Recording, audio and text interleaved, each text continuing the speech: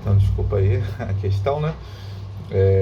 Da pausa, mas então a gente falava sobre a pseudepígrafe, que seria isso, um escrito falso, onde antigamente era muito comum fazer isso. O que eu vou escrever, eu coloco um peso de uma autoria, de uma pessoa famosa, conhecida, para que o livro possa ter aceitação, a carta, enfim. Uma coisa é eu escrever um livro, uma carta, outra coisa, de repente, é o apóstolo Pedro. Então isso era comum, não tinha problema autoral como se tem hoje em dia. Então se fazia isso. E, por exemplo, a gente tem tipo Evangelho de Tomé. Além de ele ser apócrifo, ele é epígrafe. Por quê? Porque não foi o apóstolo que escreveu e ele também não entrou no cânon. Então, nesse sentido, ele é apócrifo e ele também é chamado de pseudepígrafe. Então, é só um exemplo para clarificar isso aí que está presente no slide. Depois se fala um pouco dessa a consciência canônica da escritura. Como que os livros foram sendo escritos? Eles foram se formando a partir da vida dos primeiros cristãos. Então, problema relativo à Eucaristia, se escrever uma carta. Problema relativo daquela comunidade sobre o retorno de Jesus. Então, vamos lá, 1 Tessalonicenses. Anunciação da pessoa de Jesus, o Evangelho. Por causa da comunidade precisava conhecer. Questão do próprio Antigo Testamento. A gente tem os temas do exílio, que são marcados. Perdão, mas melhor falando aqui, o exílio da Babilônia, que pega no século VI.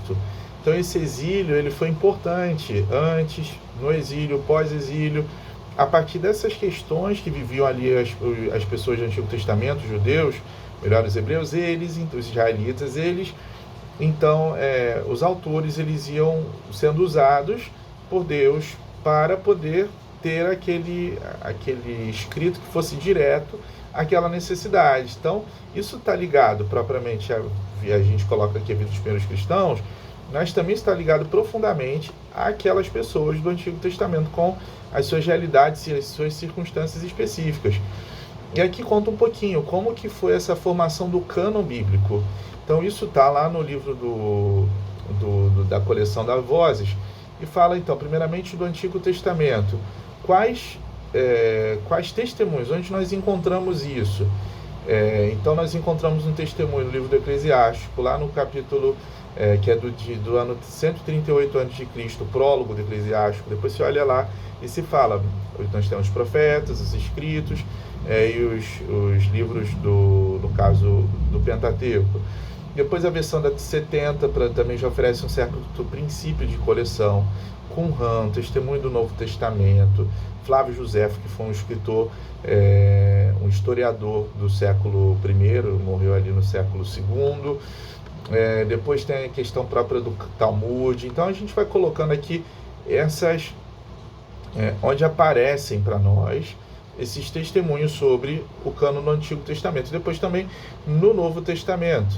Então, onde a gente pode encontrar o respaldo? Então, a gente encontra respaldo um pouco a partir de alguns textos de ali, fala de Mateus e Lucas, referente ao Antigo Testamento, aquilo que foi anunciado pelos apóstolos, o chamado fragmento muratoriano, que é do século II.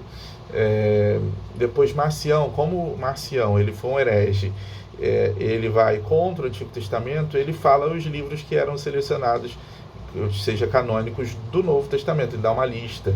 Então a gente encontra isso, São Justino, enfim. Então aqui eu coloco esses materiais que nós vamos nos respaldar para falar sobre essa inspiração. As cartas pastorais, elas são um pouco mais difíceis, além do Apocalipse, porque se encontra pouco testemunho, mas depois lá no século III, IV, vai se falar especificamente sobre esses textos, tá bom?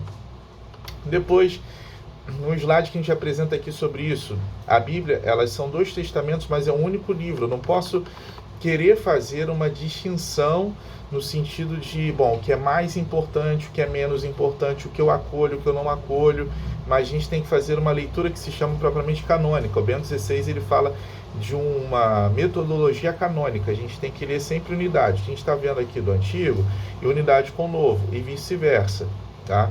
Então, isso é um pouco essa questão aqui desse slide.